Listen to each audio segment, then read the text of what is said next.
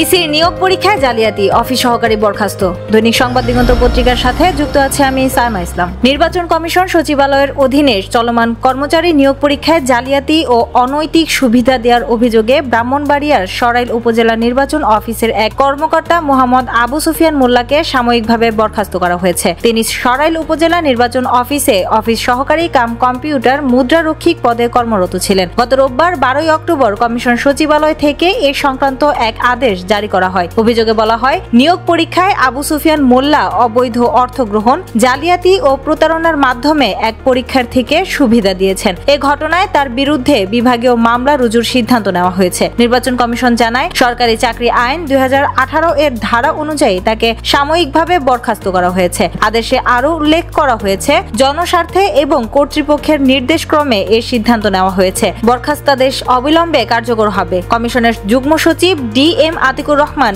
এ আদেশে স্বাক্ষর করেছেন। এ ঘটনায় স্থানীয় প্রশাসন ও কমিশন পক্ষ থেকে বলা হয়েছে, নিয়োগ পরীক্ষায় স্বচ্ছতা বজায় রাখতে কঠোর ব্যবস্থা নেওয়া হবে এবং কোনো ধরনের অনৈতিক কর্মকাণ্ড বরদাস্ত করা হবে না। এ পদক্ষেপ জনসাধারণের বিশ্বাস ও স্বচ্ছ নির্বাচন ব্যবস্থাকে শক্তিশালী করার প্রচেষ্টার অংশ হিসেবে গণ্য করা হচ্ছে।